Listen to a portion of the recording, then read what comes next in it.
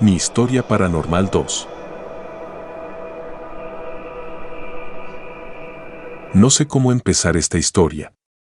Las palabras se me escapan, como si intentaran protegerme de lo que estoy a punto de revivir. Sin embargo, es necesario contarla, aunque sea para que alguien más entienda lo que pasó, lo que me ha dejado en este estado de perpetua incertidumbre, al borde de la locura. Todo comenzó una noche fría de octubre, cuando el otoño ya había dejado caer la mayoría de las hojas. Era una de esas noches en las que el viento solo sopla.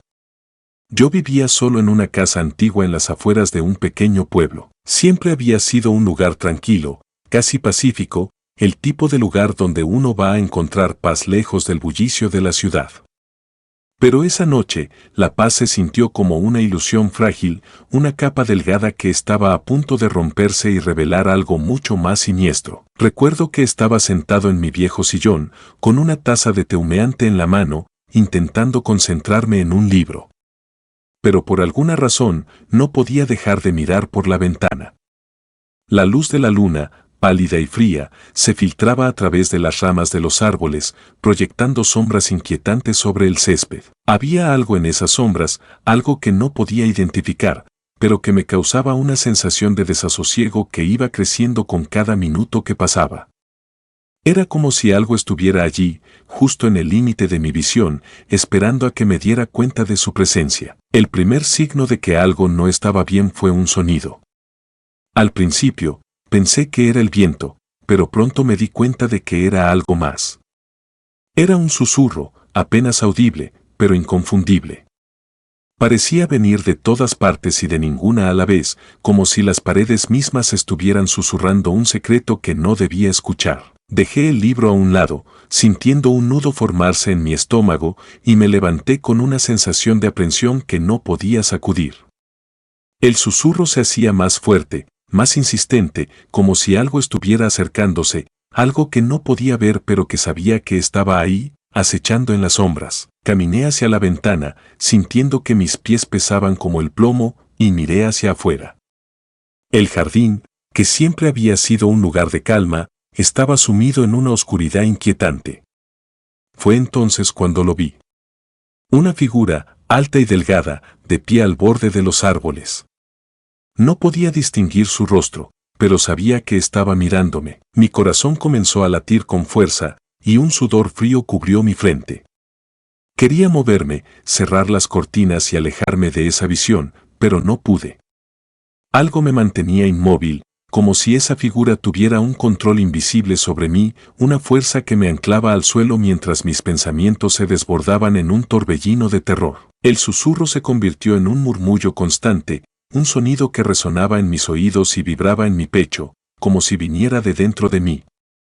Sentí que mi cuerpo se estremecía, y una oleada de terror puro me recorrió de pies a cabeza.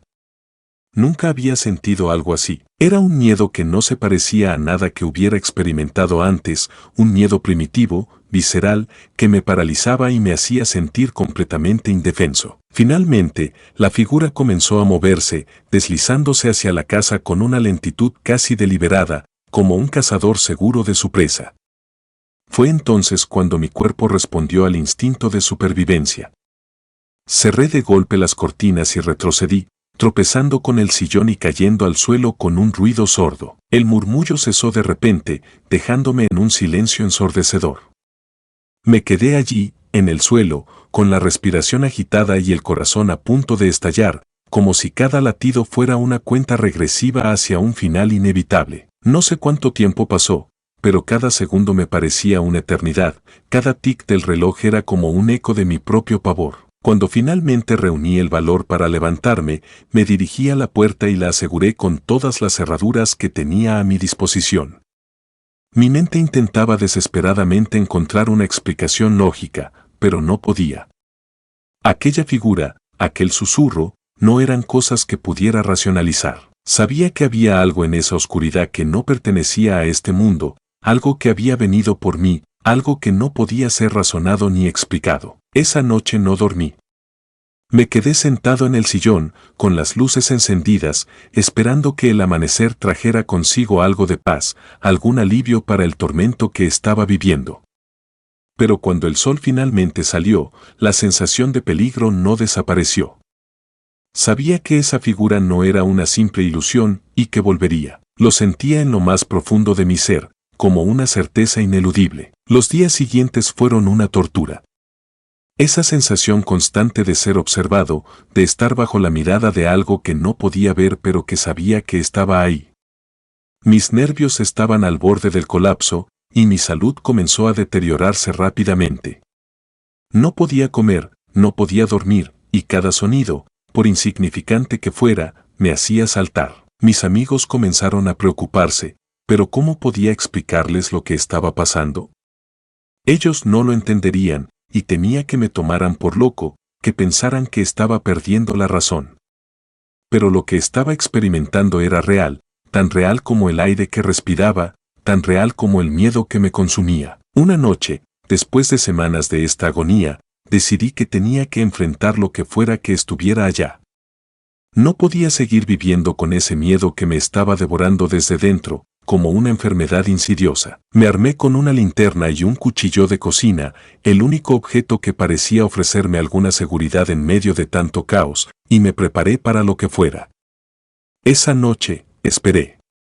Las horas pasaron lentamente, cada minuto estirándose más allá de lo soportable, cada sonido amplificado por mi estado de nervios. Y entonces, justo después de la medianoche, lo sentí. El aire en la habitación se volvió frío, tan frío que podía ver mi aliento, como si la misma muerte hubiera entrado en la casa.